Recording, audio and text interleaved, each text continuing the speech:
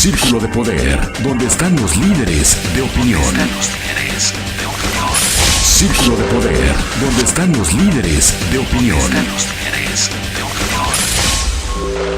Gracias por acompañarnos. Esto es Círculo de Poder, donde están los líderes de opinión. Y el día de hoy nos acompaña en este análisis Matías Nazario. ¿Cómo estás, Matías? Gracias por aceptar la invitación, como siempre. Como siempre, Orlando, aquí estamos y muchas gracias por invitarnos. Te agradezco este espacio, como siempre. Hoy, a final de cuentas, hay muchos temas en la agenda nacional y en la agenda estatal.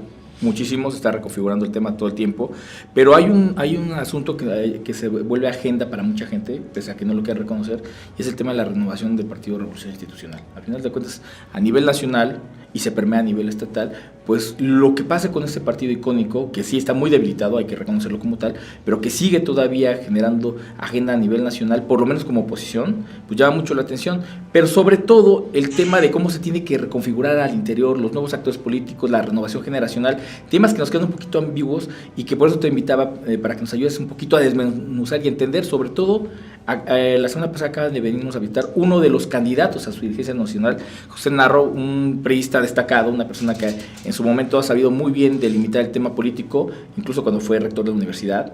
La gente lo privilegia más por su carrera profesional y académica que con la política. Y estos actores que de pronto uno pensaría que no estarían convergiendo ya con el proyecto de revolución institucional tan debilitado, pues no es así. Viene y da su postura, pero a final de cuentas quiero que nos ayudes en la lectura.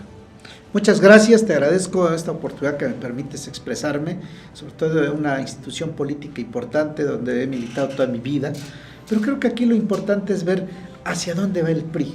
Los actores políticos son un elemento o un vehículo para llegar a un objetivo. Yo creo que el PRI tiene que reencontrar su esencia en esa fábula que tiene de estatutos, o sea, cómo se creó el PRI y para qué se creó.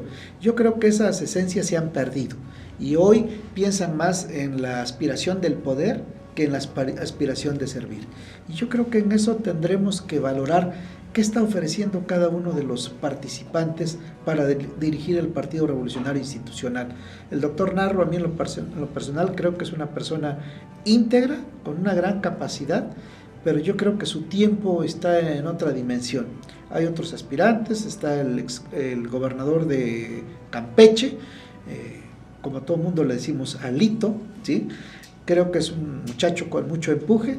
Sin embargo, también no se trata de confrontar, no se trata de encontrar quién es el más rudo, sino quién es el que tiene mayor posibilidades de consensar. Y en la medida de los consensos, después de esos consensos tenemos que solicitar la anuencia de la sociedad, porque creo que quien está más lastimada con el partido es la sociedad, por muchos actores que cometieron errores, pero yo creo que en este momento se trata de reencontrar hacia dónde tiene que dirigirse el Partido Revolucionario Institucional. Por el otro lado hay una gran mujer como Ivonne Ortega, otro candidato es Ulises Ruiz, que es de relleno para mí. Sin embargo, creo que todos tienen un valor que puede ser útil.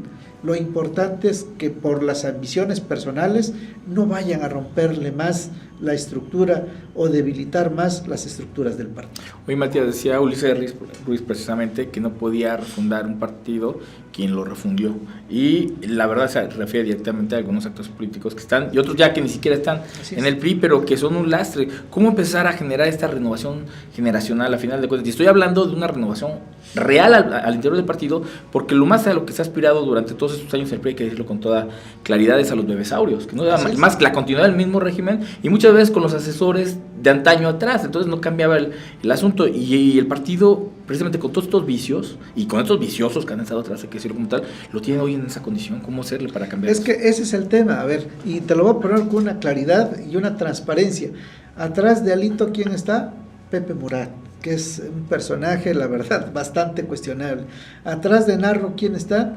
Emilio Gamboa, y de este tipo de personajes. Entonces, no están volando solos, están precisamente esos grupos enquistados que le han hecho mucho daño al Partido Revolucionario Institucional en aras de ser democráticos, de ser abiertos. Han hundido al partido porque han privilegiado los intereses personales.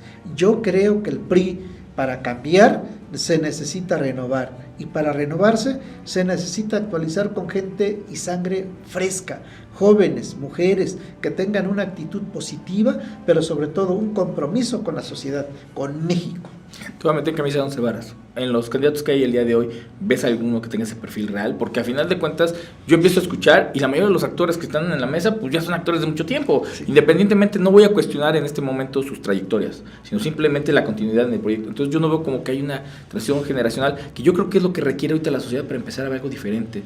En Morena hay que hablar, los actores políticos que son de antaño, pero la propuesta para la gente, por lo menos mediáticamente, era como que nueva. Entonces hoy ven al PRI como que lo seguimos viendo estancado, encasillado, y más bien en un coto de poder y un jaloneo, que en una propuesta real para poder transitar al futuro. Fíjate que en términos de lo que yo creo, el PRI se pasmó en este proceso electoral. Al pasmarse quiere decir que sus actores políticos no están actualizados de acuerdo a los requerimientos de la sociedad. Entonces yo creo que ahí es donde hablábamos del tema de la incursión de la gente joven, de la gente fresca, de las mujeres con un compromiso con la sociedad.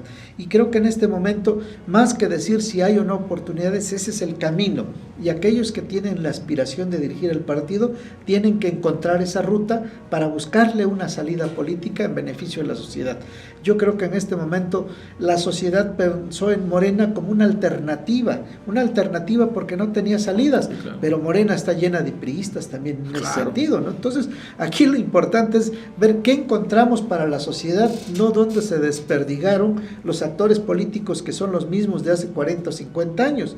Hoy necesitamos ver cómo se incursionan aquellos jóvenes que tienen nuevas ideas, aquellas mujeres que traen propuestas diferentes, aquellos actores que nos van a dar una salida que permita a la sociedad volver a creer en los actores políticos y sobre todo en los partidos, porque hoy la sociedad, el 93% de ellos no cree en los partidos políticos.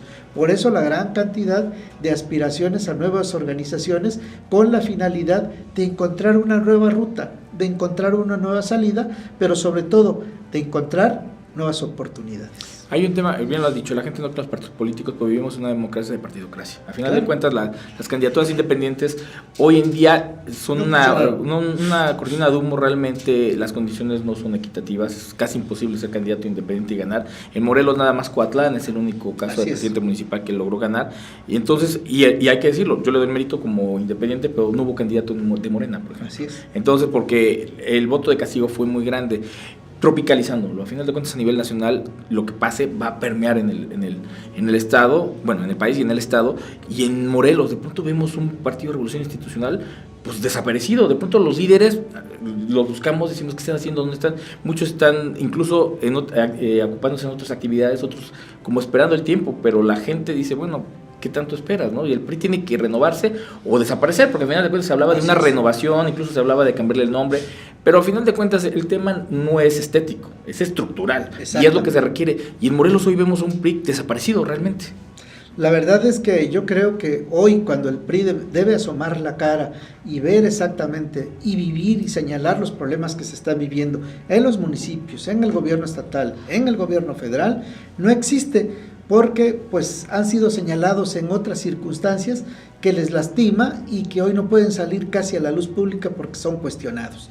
Yo creo que por eso hay que encarar a la sociedad y decirles, aquí estoy, si cometimos errores, vamos a corregirlos, vamos a encontrar una propuesta que beneficie a la sociedad y encontrar que el partido, el PRI, tiene esos señalamientos, sí, pero también tiene oportunidades de redimirse si los actores políticos asoman la cara, que no tengan vergüenza y que salgan adelante a informar a la sociedad de lo que están haciendo. Y si no están haciendo nada, que dejen el lugar a los que sí los pueden hacer. Oye, fíjate que el PRI en su momento lo alabamos porque es de los partidos que más capacidad de renovarse tuvo después de salir del gobierno federal. Al final de cuentas estuvo 12 años en la banca y le gana al PAN, regresa y sale otra vez. Entonces, de pronto la gente, nos pasa aquí en Morelos ya van 18 años sin un gobernador priista, y mi pregunta es, ¿por qué le cuesta tanto trabajo, Matías, al PRI ponerse de acuerdo? Cuando se han puesto de acuerdo, en su momento llegaron a arrasar, incluso por ahí hay una anécdota que Guillermo del Valle, que iba de plurinominal, que le tuvieron que generar una comisión porque arrasó el PRI, pero para que el PRI se ponga de acuerdo es durísimo. Entonces dicen que el peor enemigo del PRI es el mismo PRI. En Morelos, yo creo que sí, pero ¿por qué les cuesta tanto trabajo ponerse de acuerdo? Mira, yo creo que más que el partido como tal no es el problema, porque tiene una filosofía social. Yo creo que son los actores políticos y las ambiciones particulares de cada uno. Yo creo que eso es lo que lleva realmente a la confrontación. Y en Morelos, al perder la ruta, hace 18 años que el PRI dejó de ser el gobierno, dejó de tener una línea de seguimiento y se perdieron los actos de autoridad interno.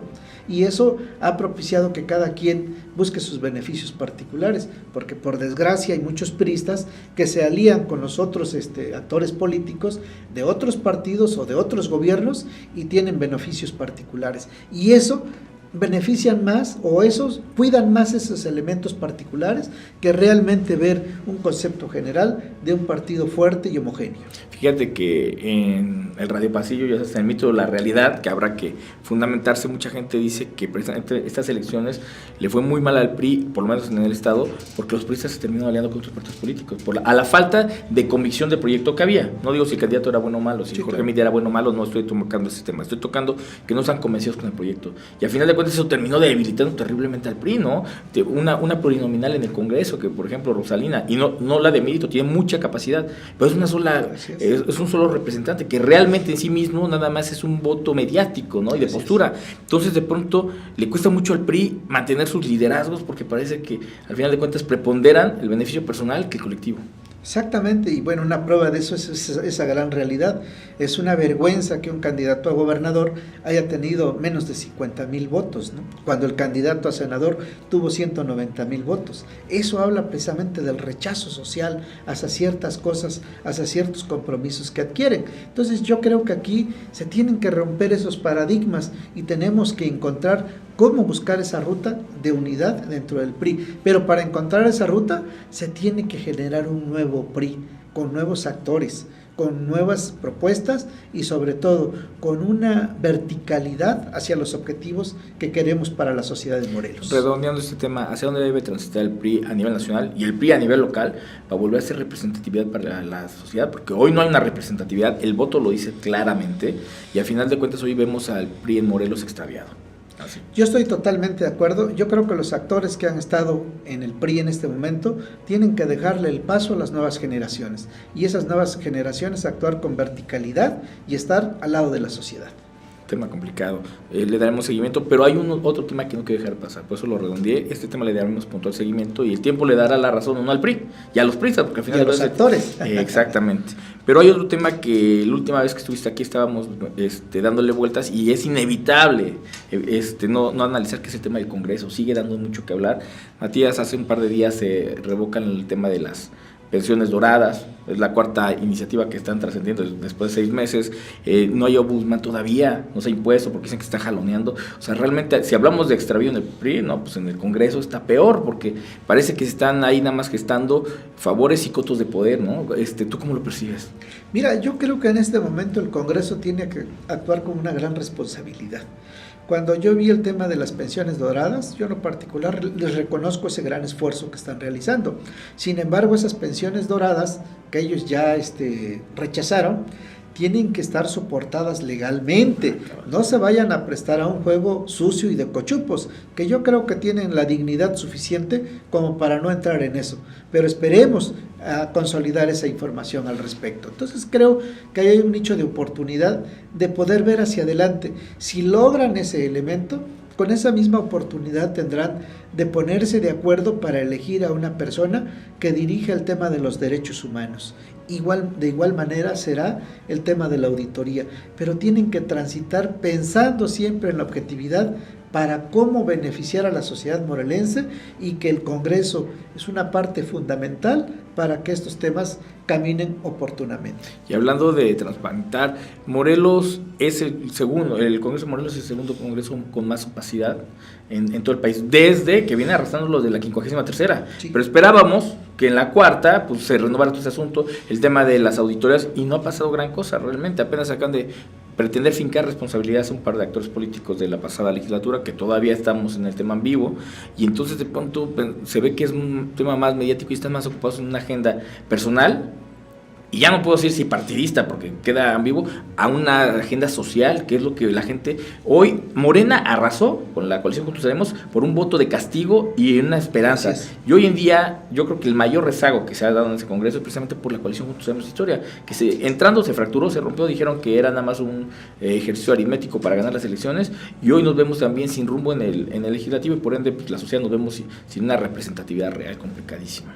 Sí, yo creo que en este caso el Congreso tiene que actuar con una gran responsabilidad, tiene que actuar con una gran prontitud en temas que la sociedad reclama, porque en la medida que el Congreso se vea unificado en factores que son de importancia para la sociedad, como es el caso de los derechos humanos, el caso de la auditoría, el caso de los temas de seguridad que le corresponden en términos de financiamiento para el presupuesto, yo creo que esos son los elementos que van a darle el concepto de gobernabilidad del Estado. Hemos visto ahorita temas de inseguridad que son lamentables, como el fin de semana en Cuautla. Sí, entonces, ese tipo de cosas se tienen que corregir lo más pronto posible, pero para que eso se corrija, tiene que haber previamente un sentido de gran responsabilidad en el Congreso y de beneficio y de impacto social.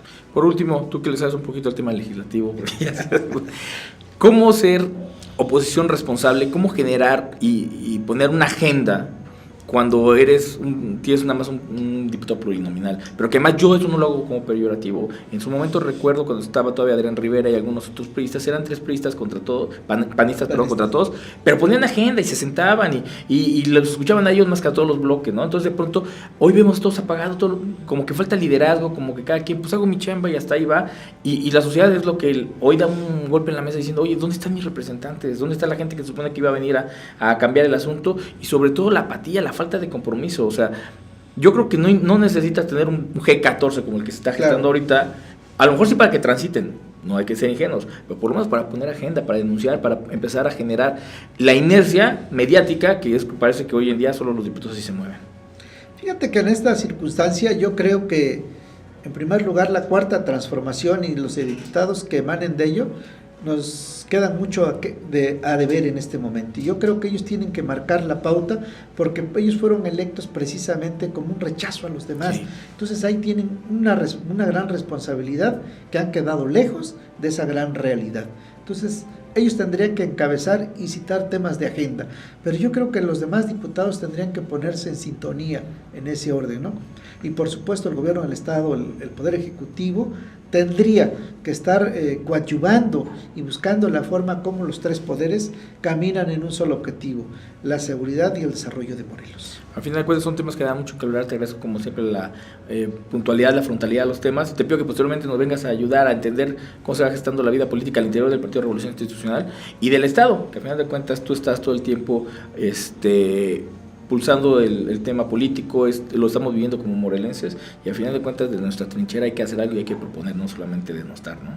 Claro, exactamente, esa es la idea. Más que hablar mal de los demás, hay que buscar cómo hacemos las propuestas para que encontremos un camino que sea de beneficio de la sociedad, que en el próximo programa, cuando me invites, te señalaré un trabajo que estamos haciendo con los empresarios en temas de seguridad y en temas de imagen de Cuernavaca. No se diga más, lo agendamos para que la semana que viene o la otra nos vengas a platicar, porque al final de cuentas necesitamos ya empezar a proponer, ya el tema de las excusas y de echarle la culpa a los demás ya pasó. Hoy hay que sumar todos por Morelos. Así es, y nosotros estamos dispuestos a ello. Matías, como siempre es tu espacio, te agradezco muchísimo. Muchas gracias y a tus órdenes como siempre. Te agradezco. Esto es Círculo de Poder, continuamos. Círculo de Poder, donde están los líderes de opinión. Círculo de Poder, donde están los líderes de opinión.